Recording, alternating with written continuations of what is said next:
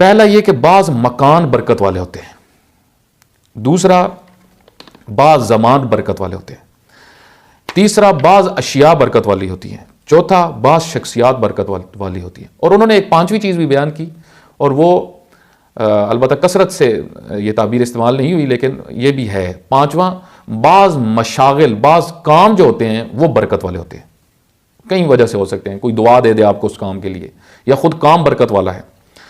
خود مکان برکت والے ہوتے ہیں، جیسے خود مسجد الحرام ہے۔ آپ دیکھیں مسجد الحرام ایک جگہ ہے، ایک مسجد ہے، دوسری جگہ پہ مساجد ہیں، لیکن اس مسجد میں نماز پڑھنا 2 رکعت جو ہے وہ 1,00,000 رکعت کے برابر اس کا اجر ہے۔ 2 رکعت ہے لیکن 1,00,000 رکعت کے برابر اس کا اجر ہے۔ وہاں پہ بیٹھنے کا اجر ہے، وہاں پہ جو ہے وہ قرآن کریم پڑھنے کا زیادہ اجر ہے، وہاں پہ آپ جو ہے وہ دعائیں پڑھیں اس کا بہت اجر ہے۔